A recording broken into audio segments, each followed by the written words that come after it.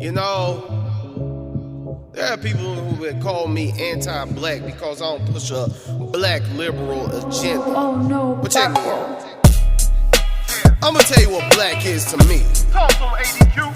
Speaking as a man who's been black for 36 years. Feel me? What is black? What is it? It's that beautiful reflection that I see in the mirror. It's that feeling that God is getting nearer. All noise is gone. Yes, Lord, I clearly hear ya. What is black?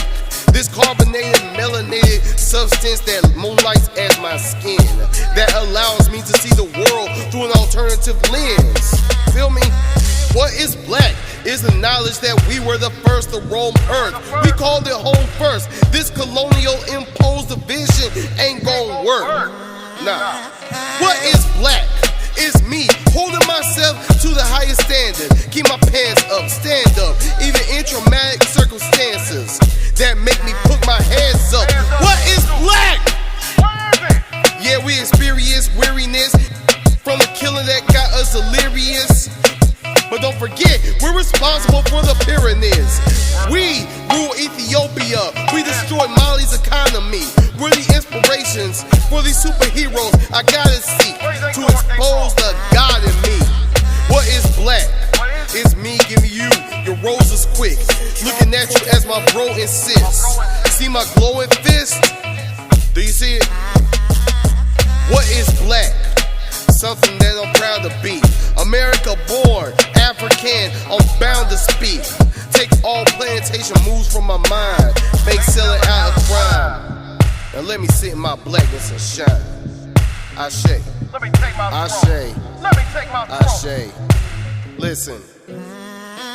I picture snapping, taking place as I recite this. I rhyme quick, it gets me excited. I'm arriving, brain is chiming. How I'm doing mentally, what a century since the massacre. White supremacists said ain't no one coming after ya. My liberation mindset has begun. If anything, I'm in chapter 1, not destroyed by what those bastards done. On Channel Africa, trying to replicate. I'm feeling super blessed today. I speak freely, not say what the rest say. Are we really making moves or are we pretending? We despise the farmers while depending on their descendants. Expect an invitation to the table, but sell for the kitchen. How's that winning? I know folks who own property and push waters. You can't kill a revolutionary mind in the midst of the slaughter. From Greenwood and Micaiah Bryant, dang. Protect the sons and the daughters and be a different nation. If we do so, integration, focus on liberation. I dismiss the hatred, just outwardly thinking of empowerment. I hear the words of my ancestors and devour it. Ashe, my people. Ashe. Talk to me, ancestors. Talk to me, ancestors. Talk to me, ancestors. Don't talk to me nice, talk to me with the truth. Don't talk to me nice, talk to me with the truth. Purchase your track today.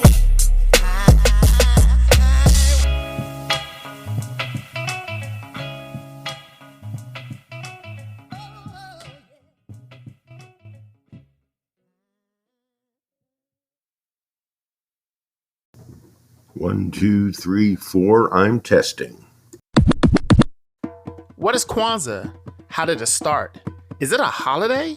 These are some of the questions we'll answer in this video. Thank you for watching the Matter of Facts channel. Please like and subscribe to the channel for more facts-based answers to unusual questions. Dr. Maulana Karinga, American Professor of Pan-African Studies at the California State University at Long Beach, established Kwanzaa in 1966 during the aftermath of the Watts Riot and the Black Freedom Movement. Kwanzaa is a non-religious, non-political African-American holiday that celebrates family, community, and culture, and commemorates the African heritage of Black Americans whose ethnic history was stripped away by the slave trade. The holiday also gave African Americans an alternative to the Christmas holiday and an opportunity to celebrate themselves and their history rather than imitate the dominant society's practice.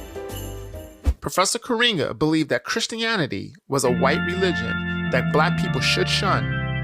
But as Kwanzaa gained mainstream acceptance, Professor Karinga changed his position so that practicing Christians would not be alienated. As stated in the 1997 book, Kwanzaa, A Celebration of Family, Community, and Culture, Dr. Karinga said Kwanzaa was not created to give people an alternative to their own religion or religious holidays, but to reaffirm and restore our rootedness in African culture. So Kwanzaa is a cultural rather than a religious holiday and can be celebrated regardless of a person's faith tradition. Many African Americans who celebrate Kwanzaa do so in addition to observing Christmas. Kwanzaa's creation also underscores the essential premise that you must have a cultural revolution before the violent revolution. The Cultural Revolution gives identity, purpose, and direction. The name Kwanzaa derives from the Swahili phrase Matunda ya Kwanza, meaning first fruits. First fruit festivals existed in southern Africa and celebrated in December and January with the southern solstice. The celebration dates back to ancient Egypt and Nubia. Professor Karinga chose Swahili as the language of the festivities because it is a Pan-African language, not necessarily defined by a particular region or tribe. Also, Professor Karinga was particularly inspired by an account he read of the Zulu festival Unkosi Wosalawa. He decided to spell the holiday's name with an additional A to have a symbolic 7-letter. Now that we have a brief history lesson on Kwanzaa, let us talk about the 6 exciting facts you might didn't know about the holiday. Number 1, Kwanzaa centers around 7 principles. The 7 days of Kwanzaa are a time of celebration, meditation, and recommitment. The focus is on the Nguzo Saba, or 7 principles. On each of the 7 nights, the family gathers near a table containing 7 Kwanzaa symbols. A child lights one of the candles on a kinara or candelabra. On the first day, the black candle in the center is lit, followed by alternating the red candle on the left and the green candle on the right. After lighting the candle, the family discusses one of the Nguzo Saba's principles. Individuals are encouraged to reflect on the principles throughout the holiday and to embrace them in their own lives. An African feast called the Karamu is traditionally held on December the 31st. The Nguzo Saba are central to the celebration of Kwanzaa and to the African-centered values that embrace the importance of celebrating one's own culture through meaningful, constant remembrance and connection to the ancestors. The Nguzo Saba emerged from Kawada philosophy, which evaluates the best of African thought and practice.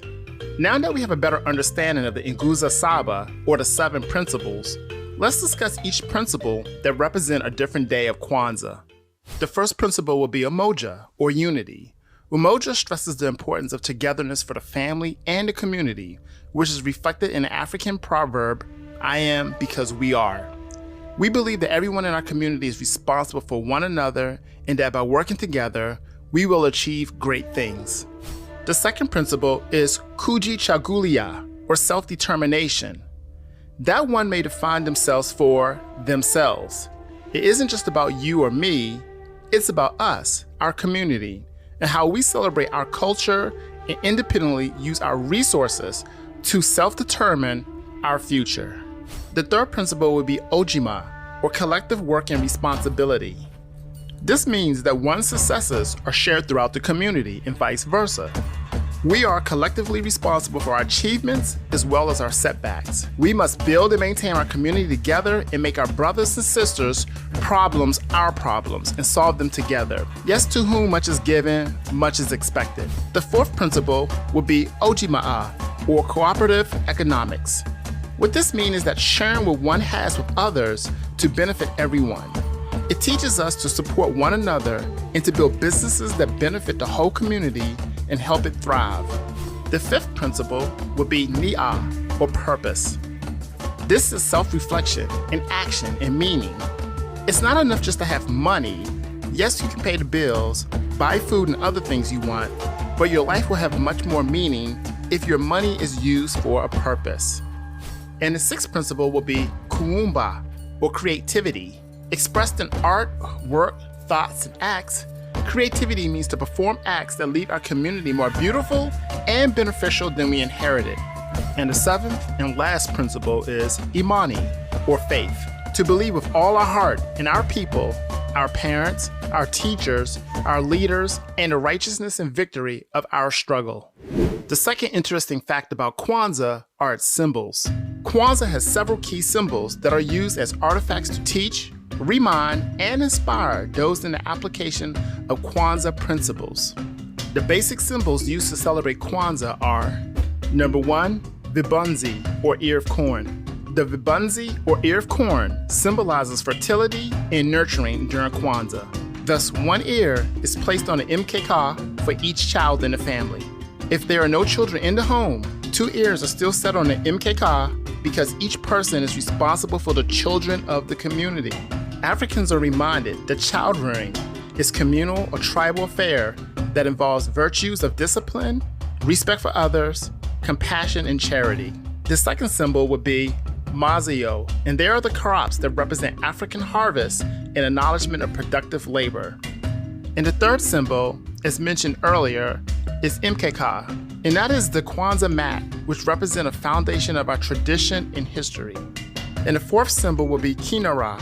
Kinara is the candle holder that represents continental Africans as our roots. And the fifth symbol will be muhindi. Muhindi is the corn that represents our children and our future. And the sixth symbol is Mishuma Asaba, is the group of 7 candles that represent the Kwanzaa 7 principles, Inguza Saba. And the seventh symbol is Kikambecha Omaja, is the unity cup, which represents the principle of unity as the basis of all Kwanzaa principles. And the eighth symbol is Zawadi, are gifts that represent the commitments made and kept. And the ninth symbol would be Bandera, also known as the Afro-American flag, Black Liberation flag, the UNIA flag, is the flag which is a supplemental symbol and color that represents black is the people, red is the struggle, and green is the future and hope. And the 10th and final symbol is a poster of the 7 principles of Nguzo Saba. This will be printed and displayed. The third interesting fact about Kwanzaa are its gifts. They're homemade and educational. In order to avoid the over-commercialization of Kwanzaa, gifts or zawadi handed out to family members on the 7th day of Kwanzaa are often homemade. These gifts are meant to represent encouragement, self-determination, success, and growth for the person receiving them. Some participants buy books, music, art, accessories, or other culturally themed products, preferably from a Black-owned business. The fourth interesting fact about Kwanzaa are its colors. The colors black, red, and green are a reflection of the Pan-African movement, representing unity for people of African descent worldwide. Black represents the people, and red is for the noble blood that unites all people of African ancestry, as well as the bloodshed during slavery and the civil rights movement. And green is for the rich land of Africa. And now the fifth interesting fact about Kwanzaa are its United States Postal Service stamps. The first U.S. postage stamp to commemorate Kwanzaa was issued on October the 22nd, 1997 by self-taught artist Cynthia St. James. Her designs were revalued 3 times to 33 cents, 34 cents, and 37 cents in 1999, 2001, and 2002. A total of 133 million Kwanzaa stamps were produced in 1997. Artist Daniel Minter introduced a new self-adhesive 37-cent Kwanzaa stamp on October 16, 2004. In October of 2020, a new Kwanzaa stamp designed by art director Antonia Akala and Andrea Pippins was part of the Postal Service Forever stamp compilations. And the sixth and final fact about Kwanzaa: a few U.S. presidents have wished the nation a happy Kwanzaa. When President Barack Obama and his wife, Michelle, occupied the White House, towards the end of December, they would issue a statement to all those celebrating Kwanzaa. We know that there are still too many Americans going through enormous challenges and trying to make ends meet. But we also know that in the spirit of unity, or umoja, we can overcome those challenges together.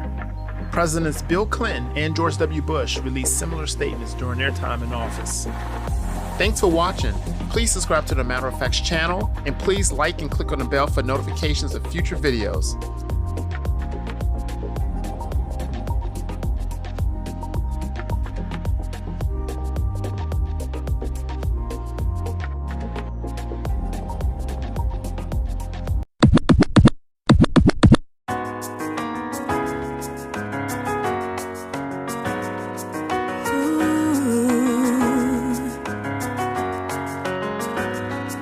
It's Kwanzaa, Kwanzaa.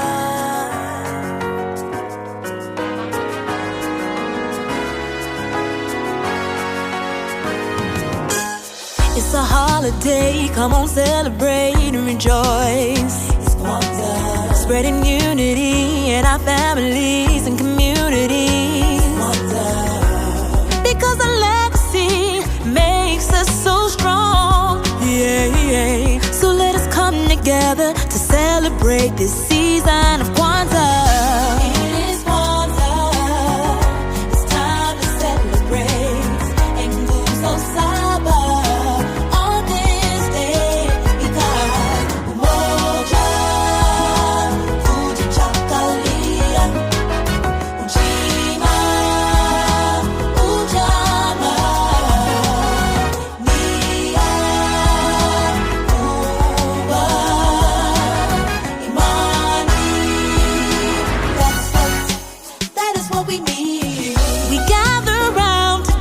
To reflect upon our past, we've come so far. Remembering all of those who came before us on Kwanzaa.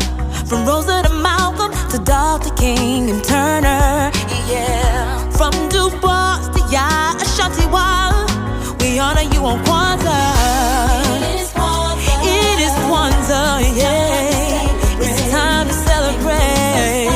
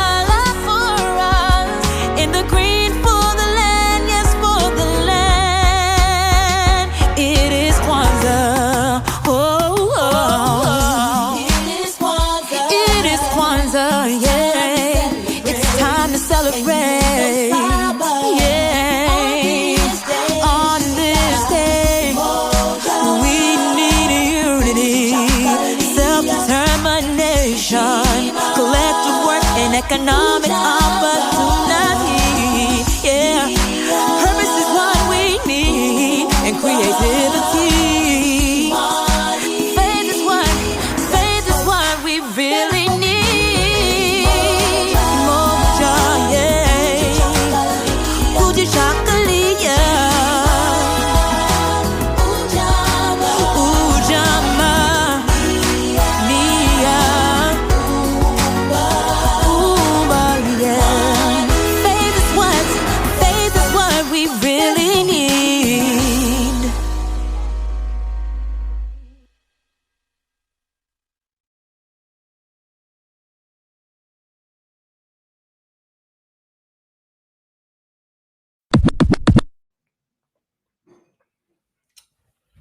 Yo, what is cracking? What is cracking? What is cracking, my people? Yo, yes, I am starting early. ADQ does not believe in CP time. CP time is not an occurrence in my world at all. That's why I like to start early. Welcome to yet another episode of ADQ's Renaissance. I'm your host with the most, keeping it 100 from coast to coast, higher than daggone toast. Through God, I boast. ADQ.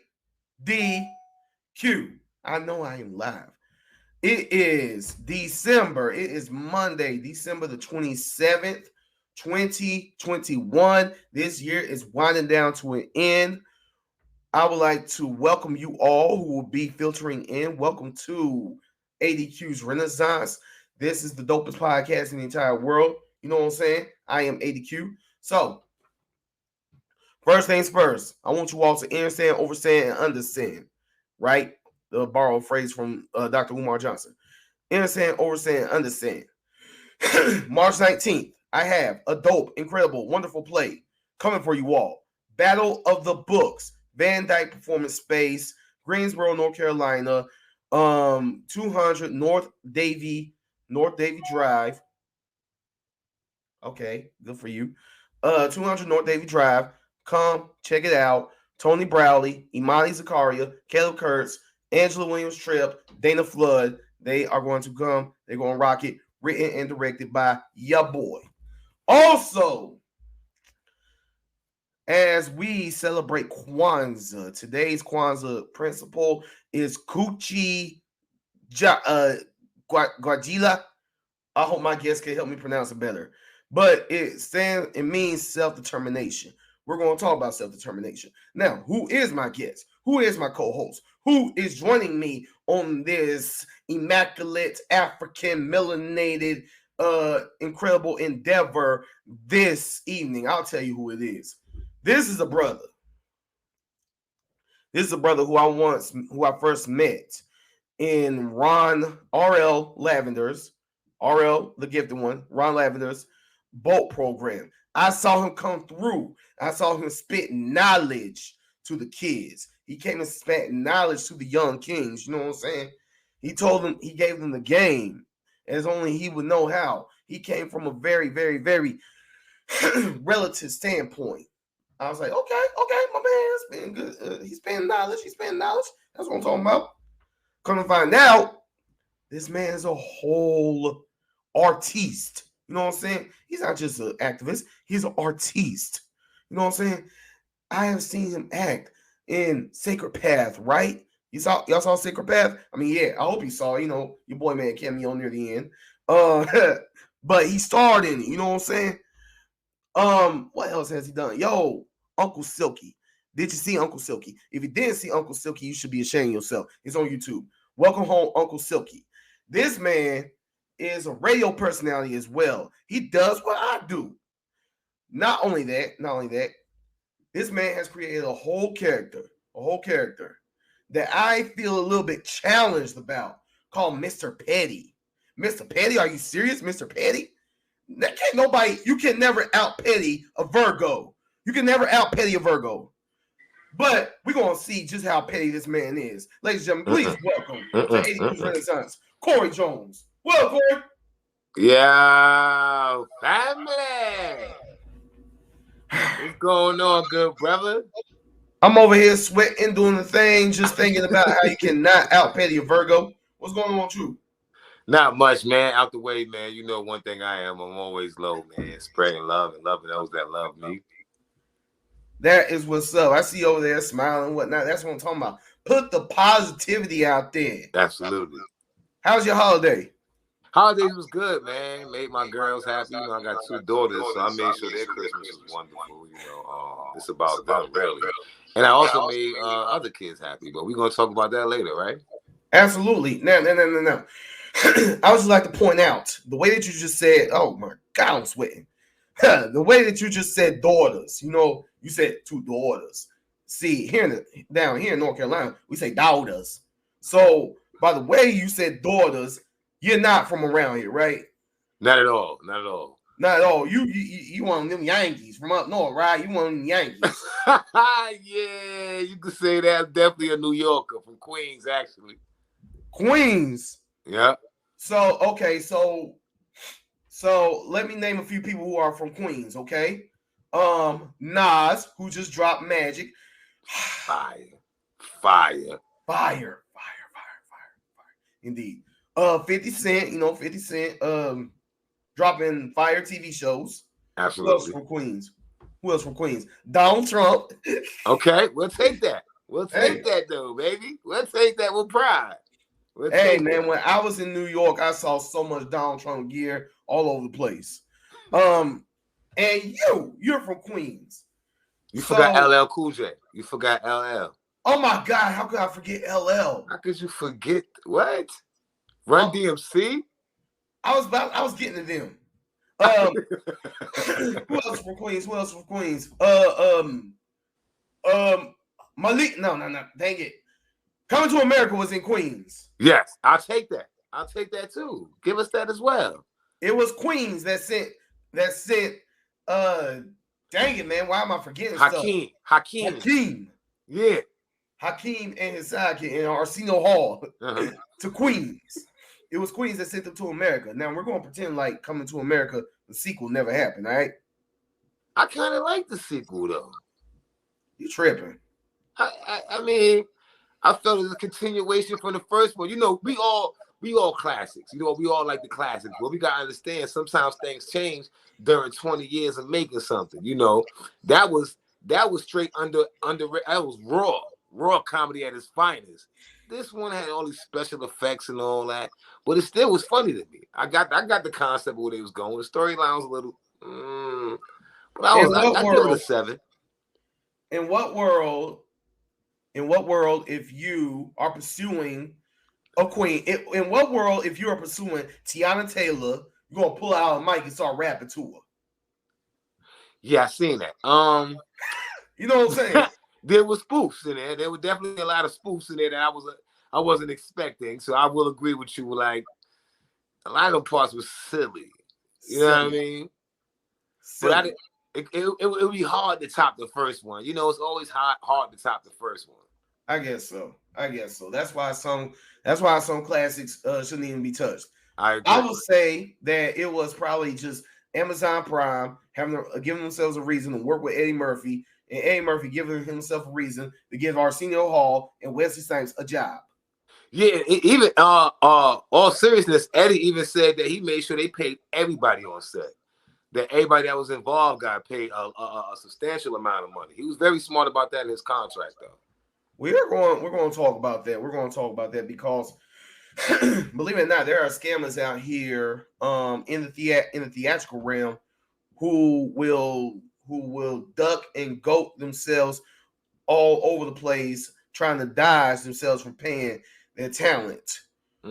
One thing that I believe in, we're going to get into your background, but I want to say this. One thing I heavily believe in is paying your talent. You definitely got to pay your talent. Absolutely. Because they are bringing their gift, their work, and everything to your particular program, and to not pay them, that is a slap in the face. My personal belief. That's why I'm finding myself easing out of the community theater scene, and I know that once I put up Battle of the Books March 19th, I'm paying my talent. Absolutely. Now I want to know exactly, of all the New York implants here in the Piedmont Triad, of all New York implants, there are so many of y'all. It's like little New York down here right now. What was it that brought you down here? Just a change, man. I wanted something different than being in New York all the time. So I had people that were already down here. So I migrated down here as well with them, you know. Of course, it wasn't all good at first. You know, I came with intentions of being the man, you know what I mean? But all that quickly changed when I realized there was more to life than that. You know what I'm saying? Right. So I remember, excuse me for that. I remember the way we first met. You was at Bolt. You know, RL's Bolt. Shout out to RL. Shout out to Bolt. You were spitting game to those kids, man. You were telling those kids something that they need to hear. You know, and coming from your distinct voice, your distinct, New York delivery and stuff, I'm sure it hammer home with the kids. I will ask, what was it that inspired you to go and speak to the kids? What inspires your activism work? Being from those neighborhoods, being in that I hate to say impoverished because it's not that, you know what I mean. But being in these neighborhoods where the needs aren't met, you know what I mean. I'm from those neighborhoods. I have a lot of friends still in those neighborhoods, you know what I mean. A lot of their kids I call my nieces and nephews. So I always wanted better for them because I knew what their experience was like. So like you said, I have a distinct voice and one who could put myself out there. So I said, why not put myself out there for the kids that deserve to be heard?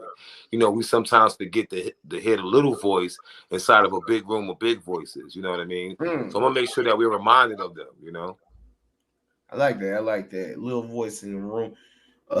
Big voices. That reminds me of a scripture of when I'm paraphrasing, but there was Jesus saw that 99 lambs were going to heaven, something like that, but he came back for the one because he was like, yo, I gotta get that one. It's cool that I got these 99, but I gotta get that one. So he was like, yo, I gotta go get that one. Even if you're a little voice and I'm a big voice, and we in a room of big voices, I gotta get that one, right? Absolutely. Absolutely. So kudos to you on that one. I Now, appreciate that. now when I found out that you and Amston Hughes, shout out to Amston, Shout out Amston. we're putting up this joint, Welcome Home Uncle Silky. When I saw that you both were stand-up comedians and whatnot, I was like, whoa, what? I did not know that y'all did that. I felt a little stupid. I wouldn't say that. Me and him actually wrote that in my garage. Oh, really? Yeah, that was something we were throwing around some ideas, and he already had the character Uncle Silky. So I basically came up with a storyline to match his character. We didn't want a storyline that was the what can I say? The narrative, what people consider the narrative, the crazy uncle who came home from jail from selling drugs or murder. No, we wanted to change the narrative. So we made that he came home because someone violated his family member, and he was defending her honor, as to say, you know what I mean? He was defending her honor. So we gave the story substance. We showed a nephew that was looking for love in the midst of finding an uncle that he never knew all his life. He only heard about him, you know what I mean? So it was able to tackle a lot of things within the Black household, as far as the male perspective, the male finding love and completing the household, and the embracing of family, Right. I do love the layered way that you both wrote the story. And I also love how though most of the play is funny, it builds up to Uncle Silky having a bit of a come to Jesus moment near, not at the end, but near the end. That's the closest thing you're gonna get to a spoiler for me. But yeah, that was dope. That was dope to me. Yeah. That part of the story I wrote, and I believe that like I said again, I didn't want the narrative to be the same. I wanted to change the way the outlook was, but I also wanted you to hear his point of view and understand what it was that he was going through. So you wouldn't just form an opinion off of my feelings towards him. You formed your own opinion. And a lot of people left it with the profoundness of seeing that, these are two comedians that actually wrote this, so it was a blessing to have people give us that feedback.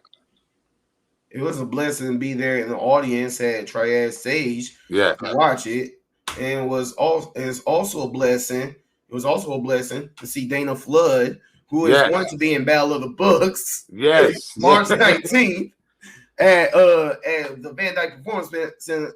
Seeing her performance was also a blessing. Now, last year I had the Flower Child, Miss Jones. I had her on this particular platform. We talked in depth. I only worked with her on Mad King's video. Other than that, I've never really worked with her before. You have. What's it like working with her? She's a creative genius, man, to be honest. One thing about Morgan is she brings the best out of the children. She has a way with children that's like no other. I call her the kid whisperer. She's able to even bring the shyest child out. You know what I mean? The child who doesn't really know too much about the stage or isn't too fond or keen of being on stage. Morgan has a way of bringing that out of that child. She's a great director, great choreographer and stuff like that as well. She also helped us with Uncle Silky as well. She directed that as well for us. I think that was her first major debut as a director. She did a great job, man. We had a great time with her on that set. That was her first debut? Now, I believe so, if I'm correct. I would just like to point out that Imani Zakaria, who is going to be starring in Battle of the Books, I'm sorry, I'm plugging like a mug, but plug. I am plugging. Imani Zakaria. Okay. So what? You said March 9th, right? March 19th. March 19th, be there. 2022. But she is going to be starring in Battle of the Books, and she comes from the Flower Child School. Yeah, and I've seen her. Obviously, I've seen her act prior to me casting her. And I'm like, okay, Morgan taught this young lady well. Yeah, Morgan has I like to call them seeds. You know, there's a garden of flowers. You know, flower childs. Morgan is one who spreads her seed willingly. You know, she's one that does it for the love. She's not one that actually, you know, looks for monetary gain all the time. She doesn't have a problem with seeing the joy and the satisfaction of the children, you know, or just the people in general. That's why she will continue to be blessed with what she has now. You know, I think she's in Atlanta doing things. She in Atlanta. She's in the A.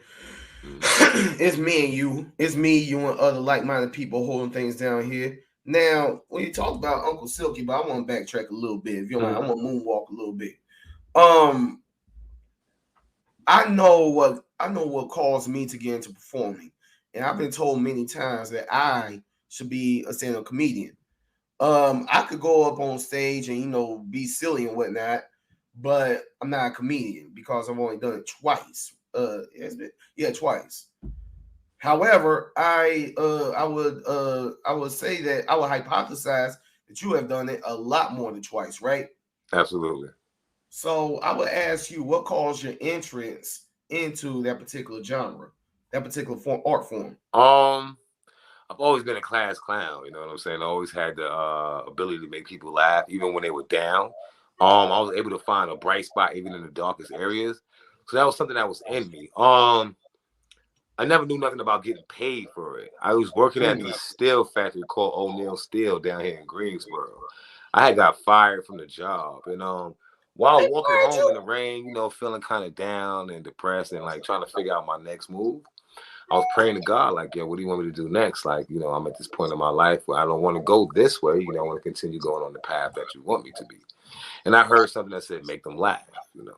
I didn't think nothing of it. You know, I let it just slip out my head. 2-3 days later, I had a friend by the name of Cherie Martin, you know what I'm saying? Lady Shamar. She does a lot of comedy out here as well. Great young lady. Great lady. She introduced me to comedy. She asked me if I want to get on stage for open mic night. I got on the stage and the feedback was crazy. You know, people told me I was funny. I did a great job, and here we are now. I'm getting interviewed by the great one. So, you know. I appreciate that. So here's a two-part question. I want to ask you, who are the ones who inspire you? Like, who's your top 5 comedian list? Okay. And also, what is it like being out there on stage, holding the mic, saying, okay, I got to make these people laugh? Because when you're making someone laugh, you are channeling an emotion, a reactionary emotion. Like if you were to try to make someone cry, you're trying to make someone laugh. What goes into that? So, top 5 comedians, how does it feel to make them laugh? All right, top 5 would be, of course, Richard Pryor, Eddie Murphy, Red Fox, Cat Williams, and it's not going to be the obvious. So let me see what I can throw in there that'll throw you off. Corey Holcomb. I like Corey Holcomb. I think Corey Holcomb was funny. He is funny. Yeah, Corey Holcomb he's a different funny, but he's hilarious, you know. When I get on the stage, that's my non-judgmental place, you know. That's the place where I have control. You know, I have the mic, so my voice is the loudest. So I dictate the room. It's a great feeling to see someone laugh at something you wrote. Yeah. Because it's something that you actually made up, and someone found humor in it. You've tuned it fine enough that you can get a reaction out of just words.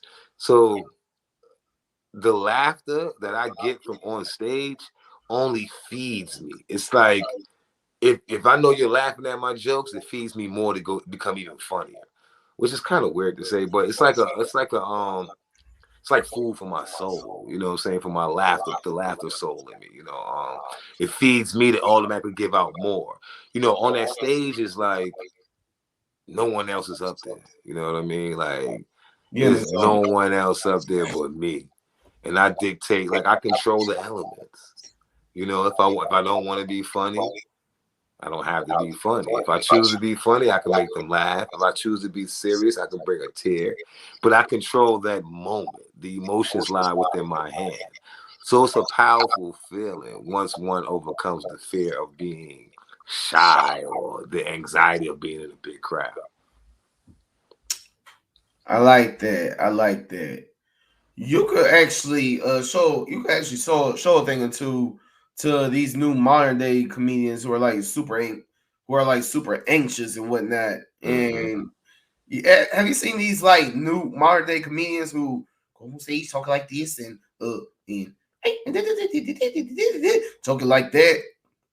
Yeah, that's just nervousness. Like anything you do repetitively, of course you're gonna stop eventually being nervous, you know, because muscle memory, that's like with boxing.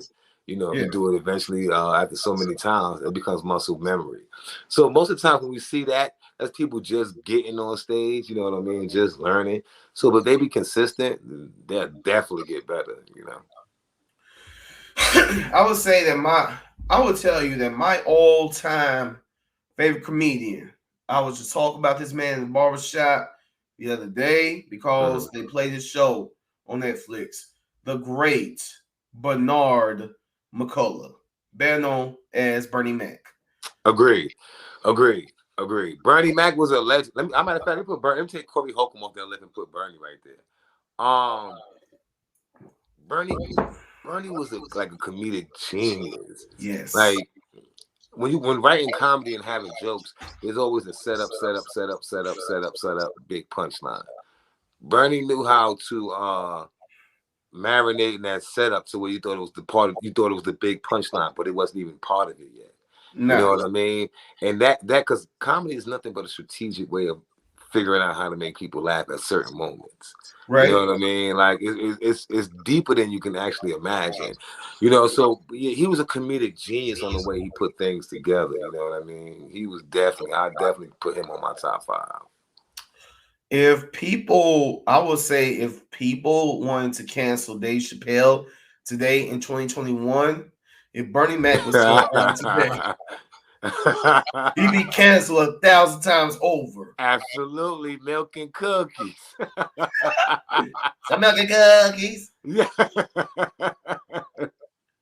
They will cancel that man until he can't be canceled anymore. No lies told. But I tell you one thing that I love about comedians. You fall into this crowd too, because come on, sacred path, man, sacred path. That's my joint right there, boy. Sacred path. Whenever a comedian, Whoopi Goldberg in Color Purple, right? Whoopi Goldberg was a comedian when she was doing Color Purple, right? Absolutely.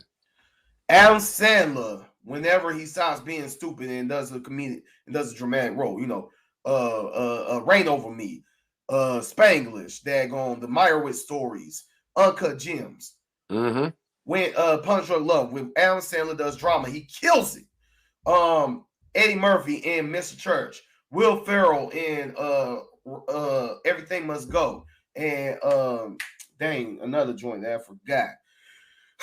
My point is, when comedians or comedic actors do drama, it has been my go. How can I forget Jamie Foxx and Ray?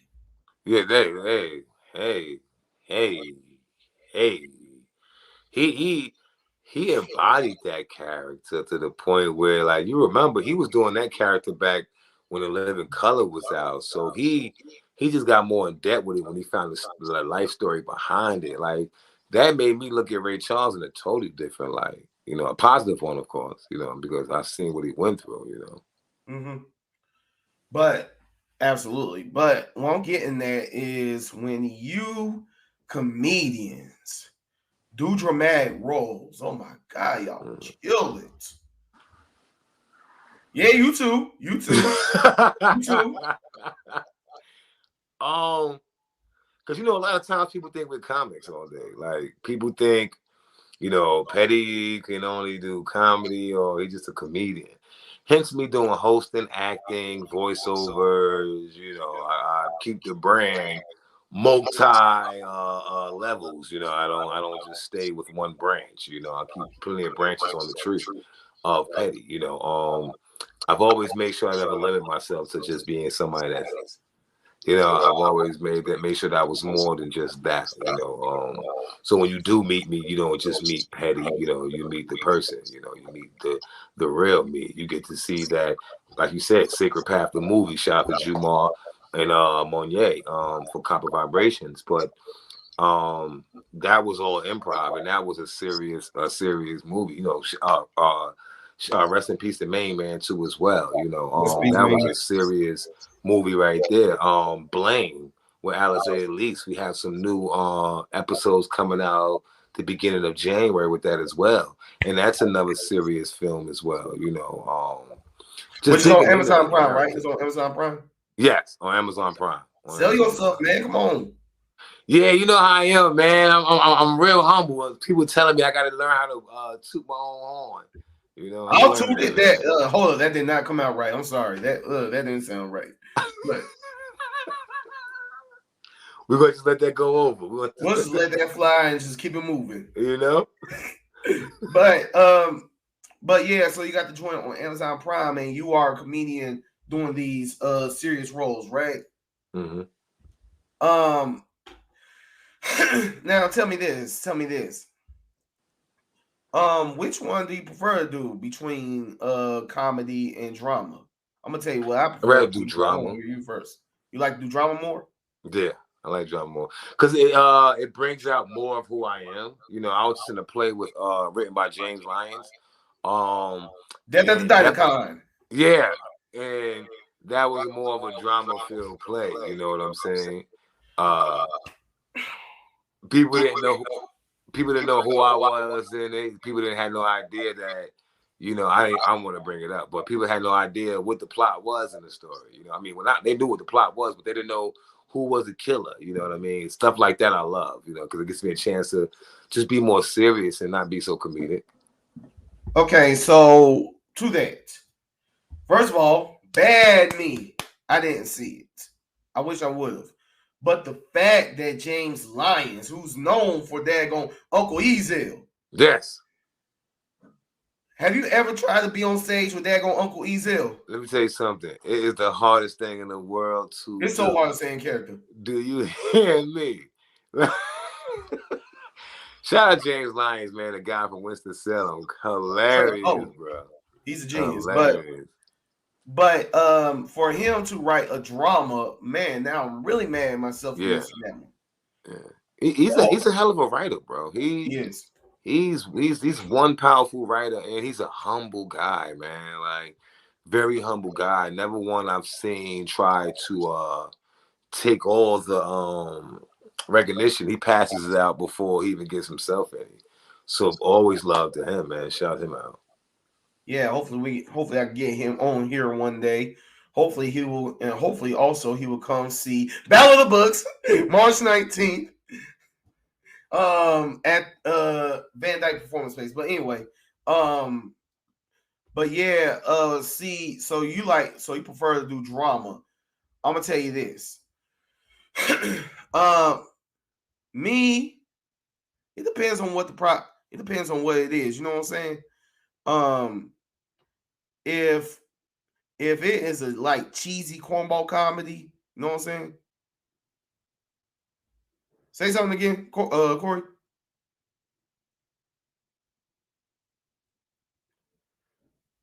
This is the risk of podcasting. Sometimes technical issues occur. Our guest is adjusting his camera. Get used to that face. You're going to see it in high places one day.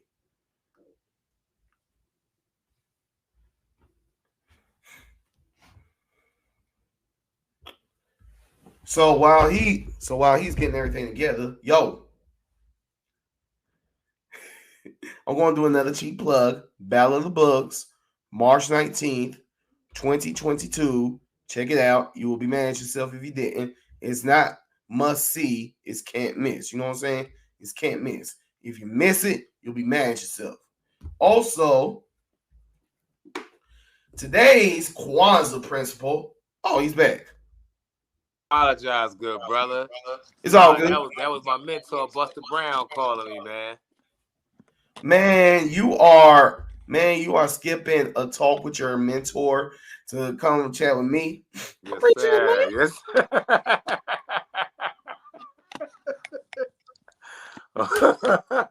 I appreciate it. I said I'll call you right back, man. So I'll call you right back. Yeah.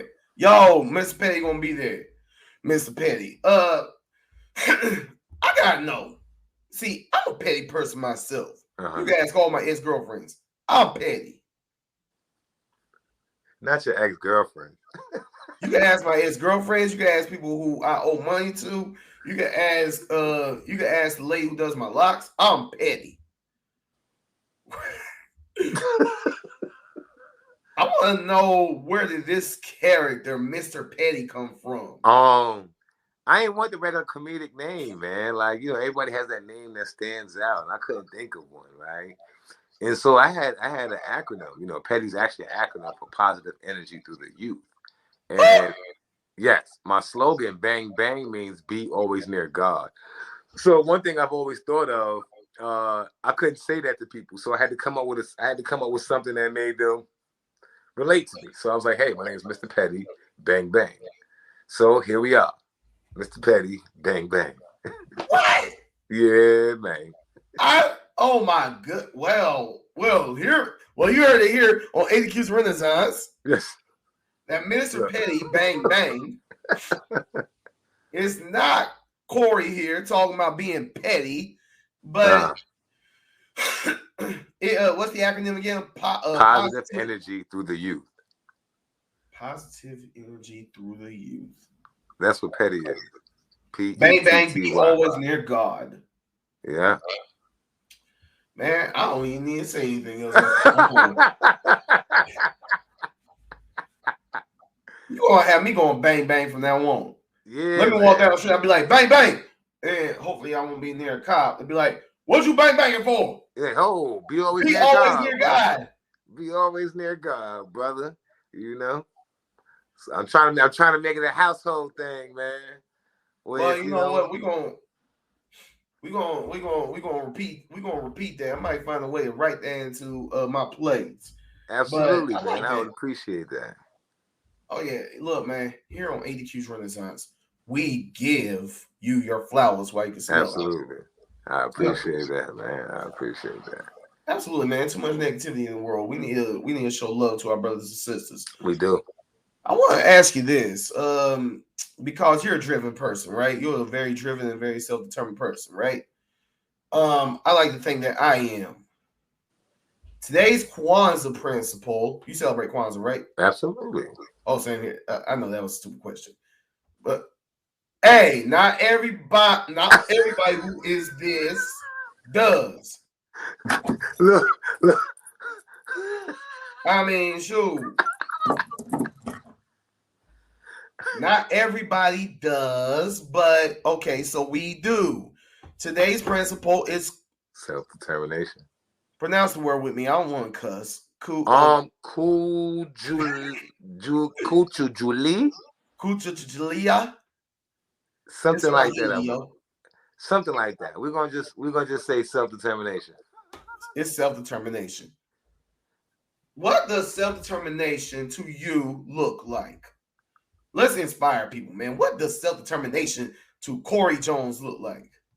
Overcoming obstacles, man. Letting nothing stop you. Knowing the goal, knowing the mission statement, and completing it no matter what. You know, if within the plan you got all sunny days and one of those days happen to rain, the mission is to complete the plan. You know, one mishap doesn't stop the plan being completed. Nothing comes without struggle. Right. Nothing. Thanks. Nothing. I didn't get to being on your podcast. I didn't get to meeting you without going through the struggle. You know, self-determination is you're convinced that you're going to win. You know, I'm convinced. I know that I'm going to win. So that has put a will in me like no other. You know, nothing can stop that. I like that. Self-determination is convinced that you are going to win, and nothing, absolutely nothing, can stop that. Nothing. And you know, I look at failure a lot different from other people, from most people. The failure to fail really is like one of the greatest lessons, like what to do, what not to do, right?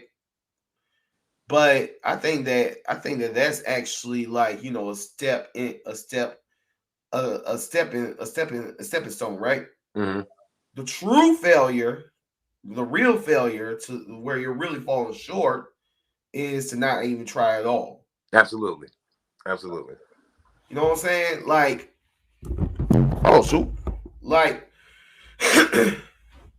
like I'm putting up this play in a 300 seat theater. It's a 300 seat black box theater.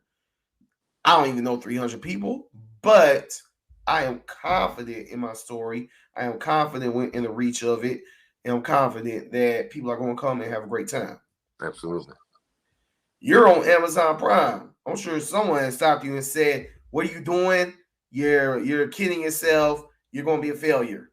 But you was like, "Thank you for that, but you're wrong." And you went out and proved them wrong, right? Mm-hmm. The thing is, I take all that and eat it. Like, that's energy, that's gas. You know, anything could be recycled. You know what I mean? You eat that, and what is a waste that you digest and it doesn't go through the digestible tract? It becomes waste. It becomes poopity scoop. You take it, eat it, boom, poop it out. Get it out. Get what you need from it. Pull what you need from it and get. Because even within negativity, there's something that you're gonna use from it. You know what I mean? You now know that this person don't like you. You know what I'm saying? So you now have to use that. You know what I mean? Just be aware, man. We live in a duality world. You know, there's an up, there's a down, there's a right, there's a left. So you know, if you're a fighter for love, there's going to be enemies of that same love. You know, soldiers of hate. You know what I mean? They're going to come at you. So expect that. You know, as long as it's expected, then they can't stop you. That's what goes back to self-determination. If you already have it written in the plans, can't nothing stop you because you expected this. You know, I expect the hate. I expect the non-believers, but they don't affect me because I already knew in my plan you guys were going to be set here, placed here, then placed here. So all I had to do was to remember, oh, I did say they were going to be here. Move this way, move that way. You know what I mean? It's all about adjustments. Man, oh man. Are you gonna be spitting gems like this on Mr. Petty's neighborhood?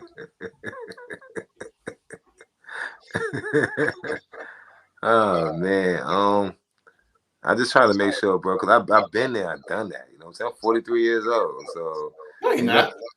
Yeah, No, you're not. Yeah. You are not 43. Yeah. I refuse to believe that. Yeah. Yeah. But so this is what 43 look like. Yeah. Man, thank you. Oh my God, I am less afraid of my 40s now. Yeah, that comes from being right, man. Doing right by people, man. Like I love life. You know what I'm saying? I'm always smiling, man. Even when things look as bad as they can be, man. I find joy in something. You know what I'm saying? I tell people even in death, I find life. You know, I want to find joy in something. Man, thank you. You have made me less afraid of 40s. And yes, the energy that you put out there keeps you from aging. It keeps the wisdom growing, but keeps you from aging. Yeah. I'll let you guess how old I am. 26, 27. You're funny. Nah, for real. How old do you think I am? Okay, 30. Come on, man. You trip. You joking. I'm lost. What are you? Man, I'm 36, brother. See what I'm saying? We age like that. I'm telling you, it don't crack, baby. It don't crack. It don't crack, baby. This made out of steel right here. This Made out of titanium. It's like a meal. You can eat it up. You can just eat it up. It's made out of steel and it's like a meal. It's sad. I also want to ask you about this. So I was looking on your profile. God, that sounds like a stalker right now. I was looking on your profile. Nah, I was just, doing my homework about you and stuff, and I saw among the books that you love, because I'm always looking for what someone's reading, whether someone interviewing, someone that I'm meeting, a girl that I'm dating or whatever. I want to know what they're reading. And among the books, I saw that you like this. That's my book of books. That is my book of books. My little sister got me that for my birthday a couple years ago. That and the 50th Law. What is it about 48 Laws of Power that appeals to you? Now, if you're not an aggressive person, don't read the 48 Laws of Power, because it's an aggressive, strategic way of doing things. It's also calculated and kind of sneaky, you know what I'm saying? Because it always tells you never outshine the master. That's one of the laws, Never outshine the master, yeah. You know what I'm saying? So it's not for the weak-minded. I'm going to say that before I even get into depth with the power, the 48 Laws of Power, What's the power for you? But thank you for that preference. Now, you got come on, give it to us. All right, now, let me see. Mine's was never outshine the master. You got to remember what type of game and field we're in. We're in a land of a whole bunch of chiefs. In order for one to win, you have to play like the mouse in the room full of elephants. You possess the fear. You know what I mean? In other words, all these big mighty powers, you can control it once you realize who you are. But never get to the point where you think that you're, just because they fear you, that you can control them, because they can easily step on you and wipe you out. So you never outshine them. You keep it to a point where it's like, hey, how you doing? Hey, I just appreciate just a little small amount. And you take your small amount, you put your small amount, and you build it to the point where they have nothing left. But you've been building yours. You never outshine them after the whole time. So it's going to continue to give you. He's going to give you more and more and more. People, I don't want to say too much because I use it myself. You know what I'm saying? So people can't know the secret of. People can't know the secret. Yeah, you get what I'm saying? The 48 Laws of Power have a lot of secrets, and I indulge in them a lot with my business moves and stuff like that, especially when it comes to marketing and being strategic and the things that I do a lot. You know what? Okay, so I'm going to get into another business book. I'm trying to become an avid reader as I get older. As I go from 27 to 28, according to you. Right now, I'm looking at. I just happened to stumble onto law number 25, right? And this, which is written by Robert Greene. Robert Greene. Don't want to get sued or anything. These are great words. Do not accept the law number 25. Recreate yourself. Do not accept the roles that society foists on you. Recreate yourself by forging a new identity, one that commands attention and never bores the audience. Be the master of your own image rather than letting others define it for you. Man, I'm about to hit my table. Incorporate dramatic devices into your public gestures and actions. Your power will be enhanced and your character will seem larger than life. You get that? I live that, man. Yes, Come on. Yes. That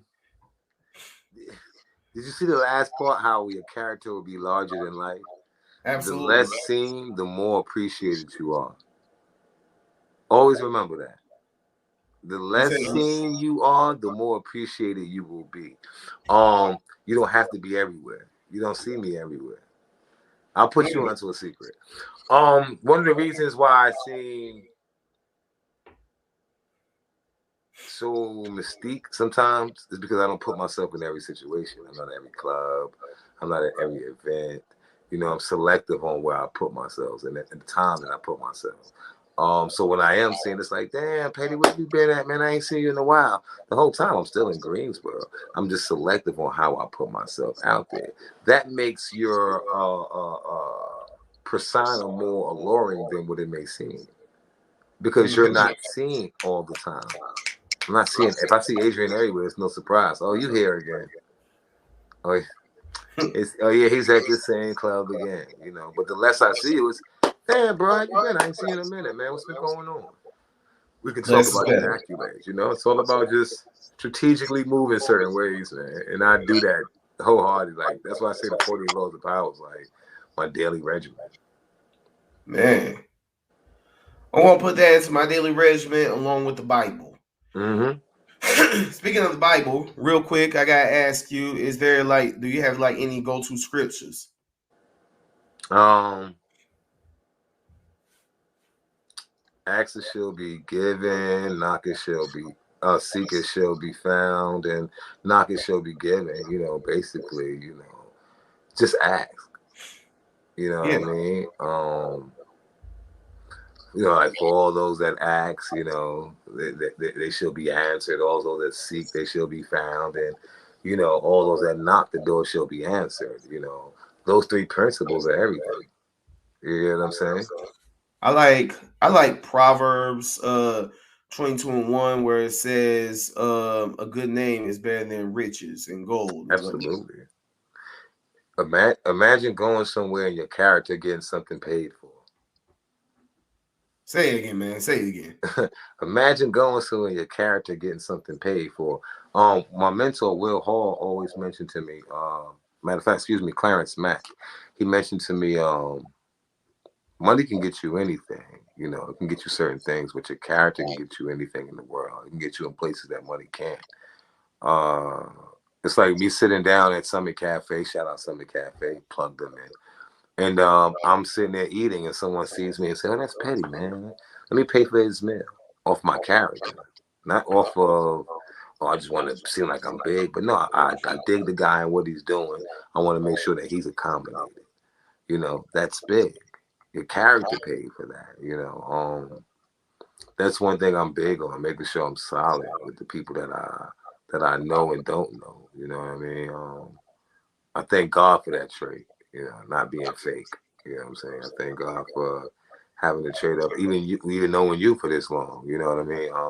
And you hitting me up and say, "Hey, Petty, I want this," and it's like, "Yo, I got you, bro. No problem. When?" You know, I couldn't do it Sunday, you know, of course, to work. But any other time you ask me, I'm there, no problem. You know, I don't forget those that were supportive of me with Uncle Silky prior to me being the Mr. Petty. You know what I mean? That were there when we were doing both, you know, and people didn't know us in such a manner they know us now, before the ADQ, you know, before the plays you were writing, before all of this, you know, those that supported me then, I never forget. You know, that's why I'm always there at the first chance I get. And that is a beautiful character trait to have, because some people step on people on the way to the top. Some people take people with them on the way to the top. But you gotta be very choosy about who you take with you. Absolutely. So with the time that we got left, two questions. Number one, does this book do anything for you? Rich Dad, Poor Dad? What? I had to ask. Yo, I read something in there the other day. It hit me. See, what I read was a lot of us think that working is going to equal wealth. That is not true. That's very false. Only way that we can sustain wealth is when we work for ourselves. Absolutely. Absolutely agree. I'm at that stage now where I'm switching through that process. It's a different feeling. Entrepreneurship isn't for the weak. No. Because every day isn't a good day. You get what I'm saying? Yet, when they do come, oh, how glorious it is, Lord. Oh, how glorious it is. You know, one must remember, the same way you work hard for Jeff Bezos, Target, McDonald's, any law firm, whatever high-class corporate job you have, or career, whatever you want to be, you will still never be at the top. Nah. You know, there will always be someone that you are under, that you work for, that signs the checks. There's nothing more exhilarating and a greater feeling than to say, you know, I don't feel like going to work today. I'm going to take off. You know what I mean? Don't get comfortable with doing that. Please don't, because the main objective is to win. You know, the main objective is to succeed. Residual income is great. You know, have multiple streams of income. Multiple streams. Because while you sleep, you want to make money. You know what I'm saying? You want to make money while you sleep. And then you want to be prepared at any time. Put up, save money. And me telling you save money is not like I save money. So take my advice, because I'm telling you to save money and I don't save money. You know what I'm saying? So, but just be wise in your moves, man. Entrepreneurship is where it's at, man. But like I said, it's not for the weak. It's for the strong only, man. It's for the strong. But it's prosperous and it's rewarding in the end. Just depends on who is willing to take that step. Absolutely. See, I want to tell you this. I want to give you this example real quick. I decided when I decided I was going to put up Battle of the Books, which is going to be up at Van Dyke Performance Space, March 19th. When I decided to put that up, I said I'm not acting in this. I am not acting in this because I think that this would be a great chance for me to build up my reputation in regards to promotion and marketing and basically building up my own enterprise, Quarles and Associates Creative Group. I think that by taking myself out of the actor's role and focusing on all the rest of the stuff, that's where I start building up my my roots for being my own boss. Mm-hmm. You're in the right direction. You know what I'm saying? You've always been like that, bro. You've always been a self-starter. You've always been one who thought outside the matrix. You know what I'm saying? So, thank you. Yeah. You've never been one who followed the ways of everyone else. You've always set your own path. That's one thing. Well, let me give you your flowers while I'm here. Okay. That's one thing about you. You've always set your path, and you've been determined in it. You never let no one deter you from it. You never let no one say, "Hey, well, try this," or throw this in there. No, you stuck to what works for you. And that has gotten you here. That's gotten people such as myself and others on platforms. That's gotten actors and actresses to trust you and your work and be able to perform in your work. You know what I mean? That's how you become the voice that you are today. You know, so let me be the first to tell you that we appreciate you not only evolving, but evolving and becoming better and allowing us to be a part of that. Man, I appreciate that. Man, those flowers smell really good. Thank you. Thank you. So now I gotta ask you. Being around God, no, daggone back. What's the acronyms again, man? Positive energy through the youth. And the bank. Be always near God. Yeah, that. So now I gotta ask you, what is in the time we got left? What's next for you? What you got? I'm actually in Ohio. I got an event, a fashion show out there. Went to Wonderland. Shout out to Angel. That's my homegirl. I'll be out there in Ohio, Akron, Ohio. Blaine, we have some new episodes coming up. I got a new play that I'm doing with James Lyon. Also have a new play with Evan Gibson and my sister, Miss Tamika, so sassy. I got another play that a couple of more shows that we got coming up too as well. And I'm going to be doing a lot of activist work, man. I'm going to be in the community doing a lot of work. I'm working with the Greensboro Housing Authority now in social service. So we got a lot of big things coming up, man. I'm excited. I'm very excited about what Petty and what the city has to offer. And aren't you like, I didn't get to ask you about this. I keep on calling you a radio personality. I mean, don't you got like a joint called Mr. Petty's Neighborhood coming up or something like that? Mr. Petty's Neighborhood on 105.1. Shout out to my brother Derek J. Watson, man. Dope guy. Gives plenty of opportunities to everybody, man. You know, so shout him out as well, too, man. I did 97.1 and shout out B-Dot too. This is how I started. I used to call 102 Jams every day and be like, word, one.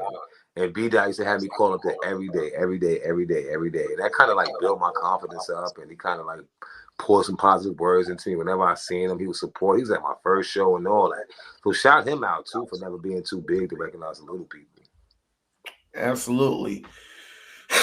Absolutely. And now I gotta ask you, if people wanted to hit you up to cast you in the show, to possibly be on Mr. Petty's Neighborhood, or to get some comedic tips from you, or to talk to their youth, or anything that you may have to offer, how can they contact you? Well, my Facebook is Corey Jones, Mr. Petty. My IG is Mr. Petty Bang Bang. My TikTok is Mr. Petty Bang Bang. Inbox me any old inquiries about any shows, upcoming events. Please feel free to reach out. I'm quick to work with the youth. I'm quick to work with anybody. You know what I'm saying? As long as the check don't bounce, as long as the money good and the cash app makes sense. You know what I'm saying? Like, 'cause I do have a family too as well, man. But all seriousness, man, you can hit me on any of those platforms. Oh yeah, just let you all know that he is very, very reachable. I was able to all I did was just, Facebook and be like, hey man, you need to be on my podcast. That's the truth. That's the truth. My brother ain't lying. So all those paid supporters out there, if you want to contact me, my email is adq4christ@gmail.com. My Twitter is avenue_adq_85. My Instagram is DionChocolateGuy85. My Facebook, you can see it, is Adrian Dion Quarles, ADRIAN DION QUARLES. Please do not call the CIA on me. Holy, please. March 19th. Okay. March 9th. Man, how you know I was about to say something about that? March 19th, Battle of the Books, Van Dyke Performance Center, Greensboro, North Carolina, Cultural North Main Street. What did you say? Is it North Main Street? What was it? North Davis Street. Yeah, North Davis Street. Be out there. March 19th, Battle of the Books, man. You got to be a dope play with dope people in it, and you need to be there. You don't need to be at home sitting out here doing nothing. You need to be there watching books. You don't want to read at home, but you can read at this play. You can be battling books. Have you ever battled a book before? No, and it ain't no audio reader. It ain't no Kindle. But March 19th, you need to be out there. That's all I'm saying. This is Mr. Petty. Bang, bang. I'm glad we're recording this. That was dope. You could use that too for a soundbite if you want. I didn't find a way to sound like that. That was dope. That was really dope. I got you. But yeah, everything that he just said is exactly why you should come out and support this brother. Support him in everything he does. Battle of the Books. Support that as well too. March 19th. Seriously. And yo, Corey, I want to tell you for everything you do, everything you represent, all the art that you put out there. I must tell you, sir, are a valuable, loved, and necessary member of the Renaissance. Our people are better because of you, sir. I feel honored, sir. Thank you, sir. I'm a Renaissance man now. Thank you. Of course, I appreciate you, bro, for having me on the show, man. Absolutely. I mean, shoot, straight path and all, man. You killing the game. You killing the game. Sir. The spirit of Maine is among us men. Yes, sir. Maine, we do this for you, boy. That's right. So, yo, I'm ADQ. He is Mr. not Petty. Petty. Bang, bang. He's Mr. Petty. I'm the petty one. And I'm ADQ's Renaissance. And I'm Mr. Petty. But check out Battle of the Books, man. All seriousness. March 19th. My brother's doing something serious, man. He's giving away for all those that need a way. It's a dope play, man. You know what I'm saying? Support those that support others, man. Yo, I appreciate you, big dog. Thank you. This ADQ's Renaissance. Peace, y'all. Oh, here it is. Peace.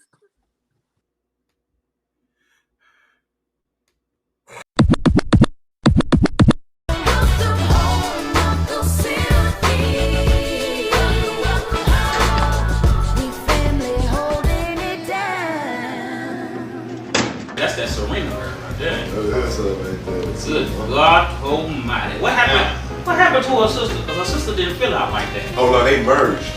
Oh! Yeah. Like the Venus same became a part of Serena.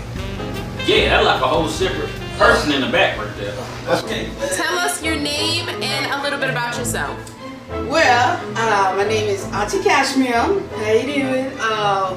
What? And listen, I've been home 38 days, 26 hours, 14 minutes. Ain't nobody had a party yet. So I'm hoping that this is like some part of like some type of surprise or something. Is some girls gonna come out the back? I'm looking for some type of love.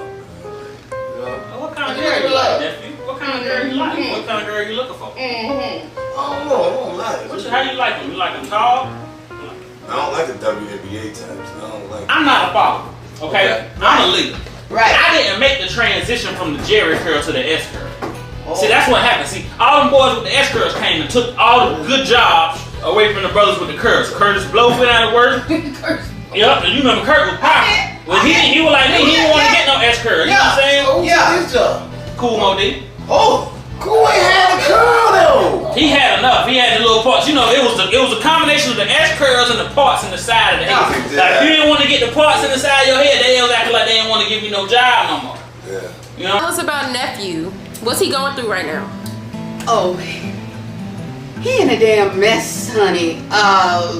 Going in and out of all these chicks, all these girls, bringing all around the home, and they just, I don't know. Some of them ain't got no home training. Lord, get it together. That's Rihanna girl. Rihanna. Oh, She got a big forehead. she little. Oh yeah, she do got a forehead, fine head, huh? Yeah, like a projection She screen. sure do. I'd tap it though. I'd knock that. I would too. Oh, you get in her. Oh, you get in her though. I ain't gonna lie. Yeah. Let me do my thing now. They charge us by the hour. You paying, right? Yeah, you need to come on. Well, you good then. We good. Oh, God, nephew got it. And you got somebody here that can tell you what happened and what's going on, and you won't even listen to it. I'm telling you, I was supposed to replace Bobby Brown in the audition. I just stood here and told you about how the S Curl brothers took out the Jerry Curl brothers. They picked Johnny Gibb because he had an S curl. You got so much stories though. Where's I got my tape measure, so I go in and out of weight, up and down. So I like to take my weight and see how big my head get. So I put that. I had to go away for a little bit, you know what I'm saying, because me and the state had an argument. You know, we went to court, they had their side, I had mine, they won. You know what I'm saying? Oh, first 48. Yeah.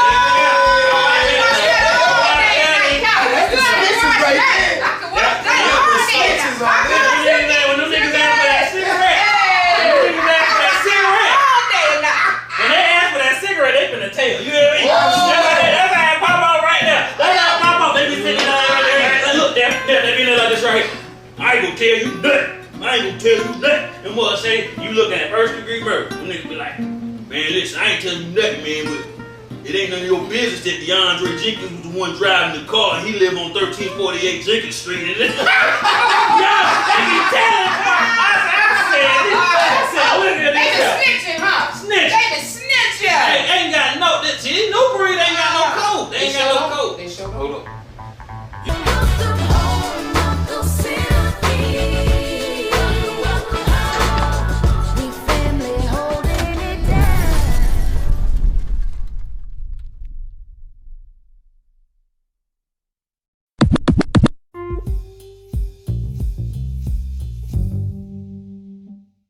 Oh, I have ambitions, dreams. But dreams don't come cheap. I saw a demon on my shoulder. It's looking like patriarchy, like scrubbing blood off the ceiling and bleaching another carpet. How my house get haunted while Toya body don't embody all the life she wanted. The baby just 19. I know I dream all black. I seen her everything, immortalizing tweets all caps. They say they found her dead. One girl missing, another one go missing. One girl missing another, but niggas in the back quiet as a church mouse. Basement studio when duty calls to get the verse out. I guess the ego hurt now. It's time to go to work. Wow, look at him go. He really doubts to write about me when the world is in smokes. When it's people in trees. When George was begging for his mother saying he couldn't breathe. You thought to write about me? One girl missing, another one go missing. One girl missing, another one. Yo, but little did I know all my reading would be a bother. It's trans women being murdered, and this is all he can offer, and this is all y'all receive. Distract you from the convo with organizers. They talking abolishing the police, and it's a new world order. We democratizing Amazon, we burn down borders. This a new vanguard, this a new vanguard. I'm the new vanguard.